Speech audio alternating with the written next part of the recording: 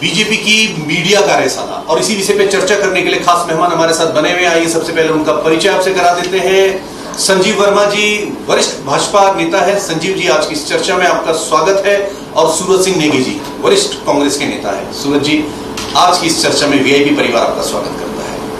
सबसे पहले संजीव वर्मा जी, आपकी तरफ मैं आना चाहूंगा। संजीव वर्मा जी, जिस तरीके से अगर हम बात करते हैं जो कार्यशाला मीडिया के ऊपर, क्योंकि कहीं ना कहीं ये भी माना जा रहा है कि 2022 के विधानसभा चुनाव के लिए बीजेपी ने अपनी तैयारियां तेज कर दी है। आज का जो आपका कार्यशाला रहा तो उसमें मुख्यमंत्री पुष्कर सिंह धामी जी ने दीप से प्रज्वलित किया उसको। अनिल बलूनी जी रहे वहां, गौरव जी रहे वहां पे, कई बड़े दिग्गज रहे वहां पे। आपके प्रदेश अध्यक्ष मदन कौशिक जी वहां पे रहे। अगर हम बात करते हैं प्रदेश संगठन महामंत्री जी की, अजय कुमार जी की, वो भी वहां पे रहे। अब जो ये चर्चा हो रही है, आपको कहीं ना कहीं एक कोने में डर भी सता रहा है कि नहीं, जो बड़ा मैंडेट आपको 2017 में मिला था, हो सकता है शायद आने वाले 2022 में उस मैंडेट में थोड़ी कमी आ सकती है, तो क्यों ना हम वर्क को तेजी से ले चले, खासकर सोशल मीडिया की तरफ। संजीव जी। राकेश जी, देखिए, सबसे पहले तो मैं आपकी बात का खंडन करना चाहूँगा। जैसे जो आपने बोला कि मैंडेट में हमारे कमी आ सकती है, ऐसा कतई नहीं, दूर दूर तक नहीं है।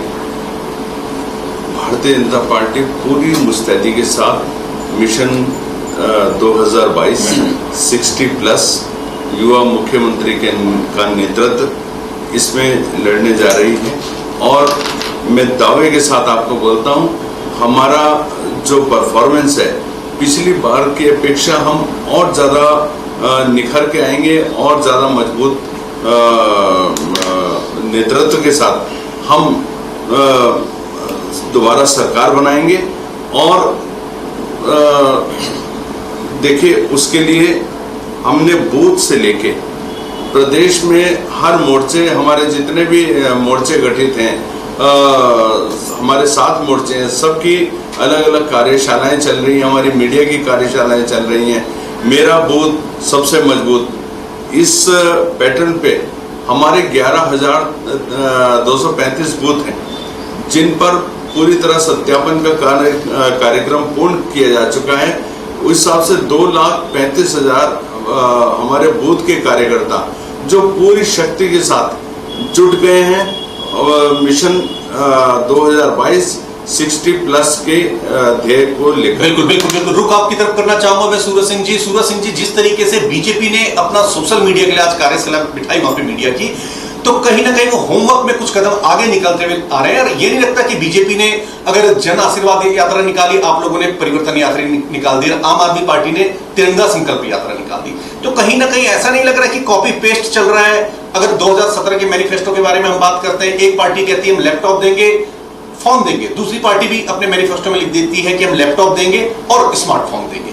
क्या ये कॉपी पेस्ट की प्रथा चलती चली जाएगी, या विजन पार्टी के पास है या नहीं कि चलिए अगर उन्होंने जन आशीर्वाद यात्रा निकाल दी तो हम कुछ एक नया विजन लेके आते हैं? सूरज सिंह जी। देखिए काला जी, भारतीय जनता पार्टी ने पूरे 4.5 साल में प्रदेश में जो कुशासन दिया, जो जनता की अपेक्षाओं पर भारतीय जनता पार्टी की सरकार खरा नहीं उतरी है। वो सरकार अब जो है जनता से आशीर्वाद मांग रही है, तो अब जनता आशीर्वाद देगी या नहीं देगी ये तो आने वाला समय बताएगा। परंतु उत्तराखंड की देवतुल्य जनता को भारतीय जनता पार्टी के कुशासन से मुक्ति दिलाने के लिए और जो उत्तराखंड की आशाएं और अपेक्षाएं हैं यहाँ की जनता की, उनको पूरा करने का काम कांग्रेस पार्टी करेगी। और इसीलिए कांग्रेस पार्टी ने जो है परिवर्तन यात्रा प्रारंभ की है कि उत्तराखंड में अब परिवर्तन होना बहुत जरूरी है। भारतीय जनता पार्टी की केंद्र में, प्रदेश में और यहाँ तक कि उत्तर प्रदेश में जो सरकार है, वो सरकारें जनता के आशाओं और अपेक्षाओं पर खरी नहीं उतरी। तो इसलिए जो है आज भी राज्य की परिसंपत्तियों का बंटवारा नहीं हुआ। विद्युत विभाग में जो उत्तराखंड का हिस्सा है वो उत्तर प्रदेश दबाए बैठा है।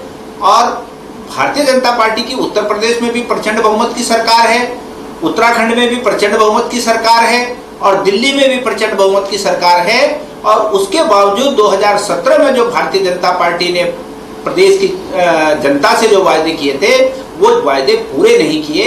इसलिए कांग्रेस का जो परिवर्तन यात्रा है वो जारी है और निश्चित तौर पर उत्तराखंड प्रदेश की जनता परिवर्तन का मन बना चुकी है।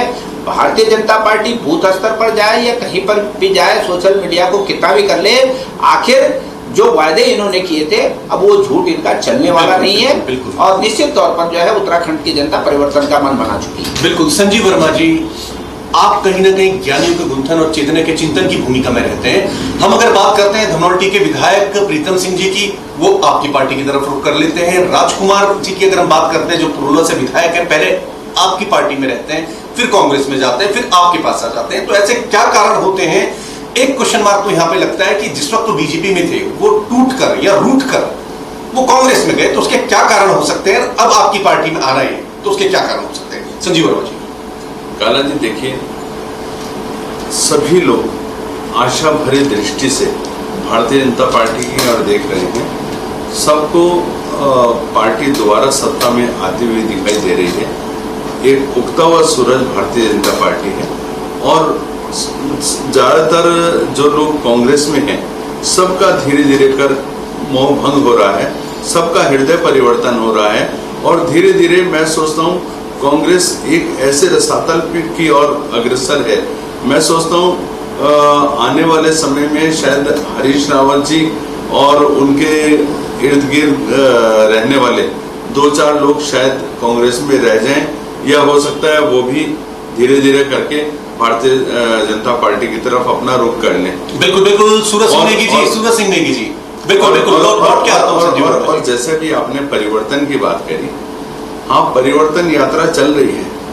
आपकी परिवर्तन यात्रा में आपके जो प्रदेश के प्रभारी हैं भूपेंद्र यादव जी, जब एक वो सार्वजनिक बयान देते हैं सार्वजनिक सभा में कि कांग्रेसियों को सर फुटबॉल से थोड़ा बाज आना चाहिए, आपस में अपने मन मुटाव दूर करें और कांग्रेस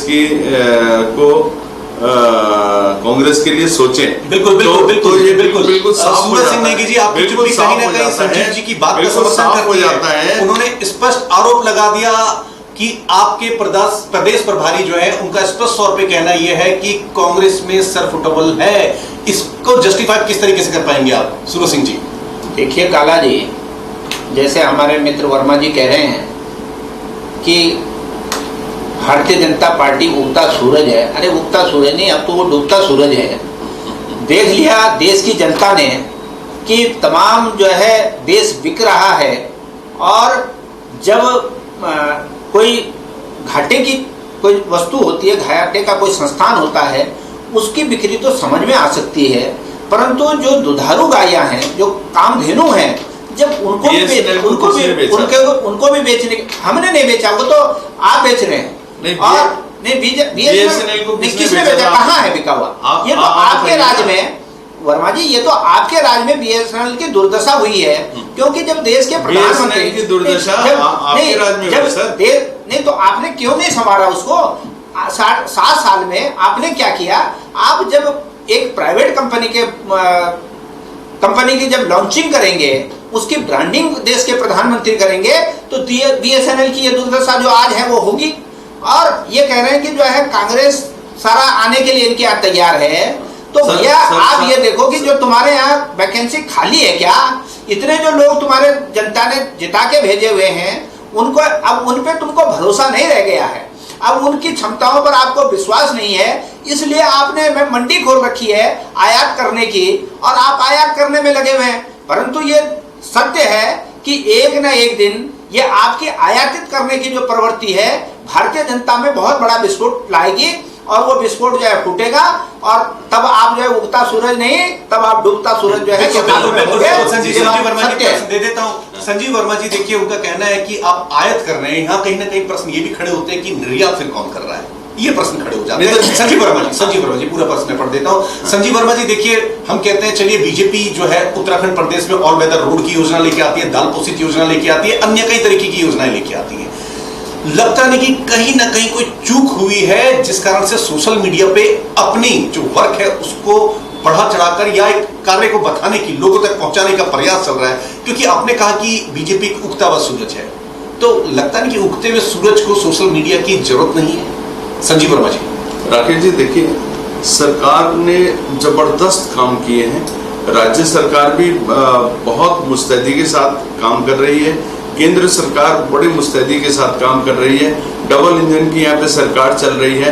ऑल वेदर रोड हो गया, आप ऋषिकेश कर्णप्रयाग जो रेल परियोजना चल रही है, सड़कों का पूरे प्रदेश भर में जाल बिछा दिया गया है। फ्लाईओवर्स एक से एक बढ़िया से बढ़िया तैयार हो रहे हैं।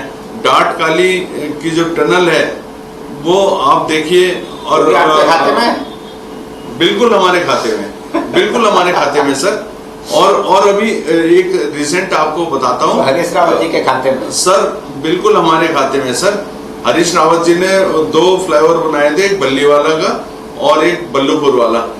बल्लीवाला वाला नहीं, बल्लीवाला वाला जो बना था उसमें कितने युवाओं की जाने गई, उसके जिम्मेदार अगर सीधे सीधा पे मैं आरोप लगाऊं तो कांग्रेस की बिल्कुल बिल्कुल। सूरज सिंह जी, एक प्रश्न मैं दे देता हूं, लौट के आता हूं संजीव वर्मा जी आपके पास। संजीव वर्मा जी, वो प्रश्न फिर छूट जाएगा। अरे सर, सूरज सिंह नेगी जी, मेरी बात बिल्कुल बिल्कुल आ रहा। सूरज सिंह नेगी जी, देखिए, संजीव वर्मा जी का कहना है कि ऑल वेदर रोड पे हम बहुत बेहतर काम कर रहे हैं, लेकिन प्रश्न यहाँ पे उठते हैं कि पहाड़ दरक जाते हैं।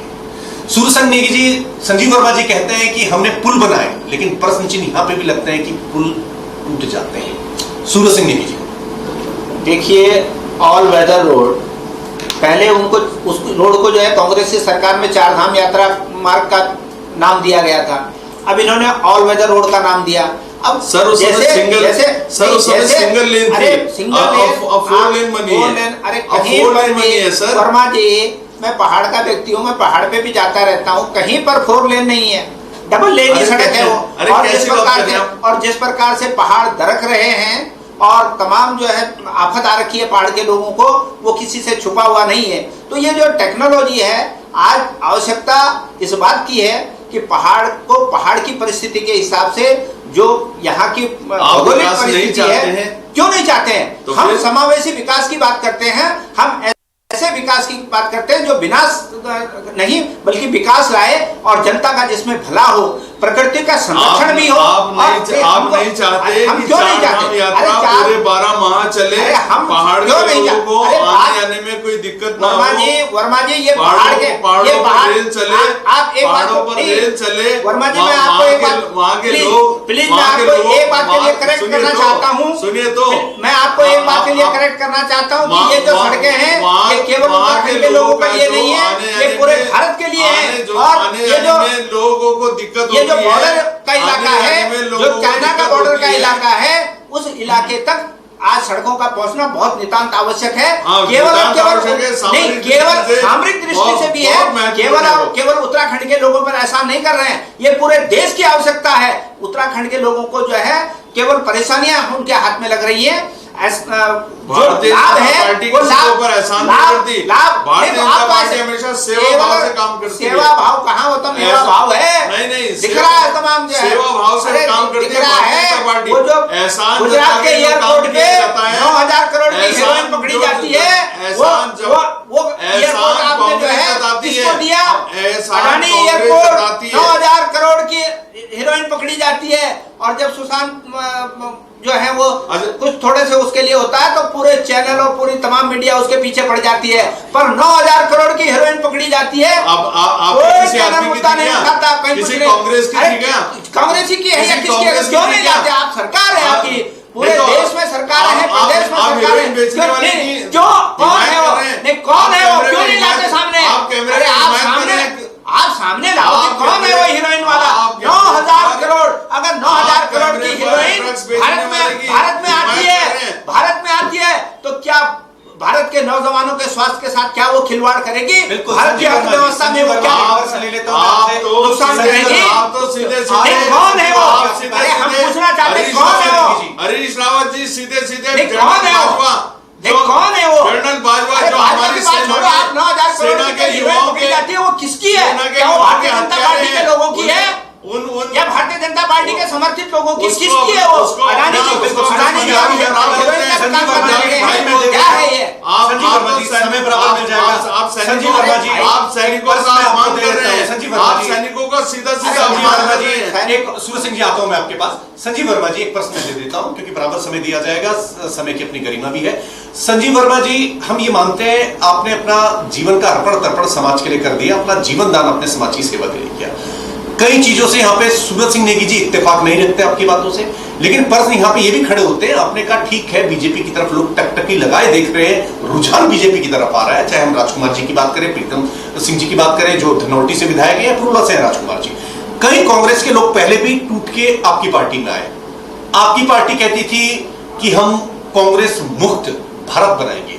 लगता नहीं कि जो कांग्रेस के टूट के लोग आपके पास आए तो कांग्रेस युक्त बीजेपी हो रही है। संजीव वर्मा जी, काला जी देखिए, जो लोग वहां पे त्रस्त हो गए हैं, जो लोग अपने आप को वहां पे घुटन महसूस कर रहे हैं, वो लोग धीरे धीरे उन लोगों का हृदय परिवर्तन हो रहा है, मोह भंग हो रहा है और वो कांग्रेस पार्टी को छोड़ के भारतीय जनता पार्टी की तरफ आ रहे हैं। अभी जो आसाम के मुख्यमंत्री बने हेमंत बिस्वा जी, उन्होंने अपनी आप बीती बताई कि मैं सोनिया जी से मिलने गया और राहुल जी से मिलने गया। राहुल गांधी अपने कुत्ते के साथ खेलते रहे और सोनिया गांधी अपने कुत्ते को बिस्किट खिलाती रही और मेरे को 3 घंटे इंतजार कराई और 3 घंटे इंतजार करने के बाद उन्होंने जो बिस्किट अपने कुत्ते के आगे रख रखे थे वही बिस्किट वो प्लेट में सजा के वहां रख दिए। ये इतनी दुर्दशा है कांग्रेस के कार्यकर्ताओं की और ये वक़्त है वहां पर। और जो स्वाभिमानी लोग हैं वो अपना स्वाभिमान का ध्यान करते हुए कांग्रेस को छोड़ के भारतीय जनता पार्टी की तरफ बिल्कुल आ रहे बिल्कुल। हैं। सूरज सिंह नेगी जी एक प्रश्न दे देता हूं। देखिए, स्पष्ट तौर पे संजीव वर्मा जी का कहना है कि स्वाभिमानी लोग वहां रुकेंगे नहीं। हालांकि दूसरी तरफ अगर पंजाब के परिप्रेक्ष्य में हम देखें तो पंजाब में जिस तरीके की उठापटक रही, कैप्टन साहब पार्टी छोड़ देते हैं, वहां पे एक नया चेहरा लाया जाता है, जिस तरह की उठापटक हो रही है। संजीव जी का स्पष्ट तौर पे कहना है कि कहीं ना कहीं कांग्रेस के अंदर जितने पुराने लोग हैं या नए आने वाले लोग हैं वो घुटन महसूस कर रहे हैं। यही कारण है कि कांग्रेस छोड़ के वो रुख बीजेपी की तरफ कर रहे हैं। सूरज सिंह जी, देखिए काला जी, कहीं कोई घुटन नहीं है।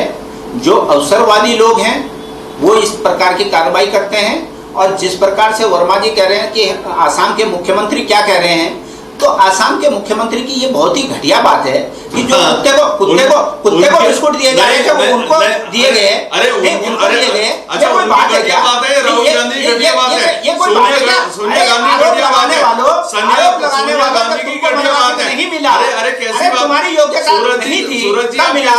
अरे सूरज जी ये कोई बातें नहीं है, इस प्रकार की बातें घटिया बातें। सूरज जी कैसी बात कर रहे हैं आप? वर्मा जी इस उनकी प्रकार की घटिया घटिया बात बातें हैं कि कुत्ते राहुल के बिस्कुट गांधी की इनको दिए घटिया गए। बात हुई, अरे सोनिया गांधी क्या की बात घटिया है? बात कहीं हो ही नहीं सकता इस प्रकार की बातें। अरे कैसी आपके अरे कैसी बातें भारतीय जनता करते हो? पार्टी के अब लोग पंजाब में इस प्रकार की बातें करते हैं।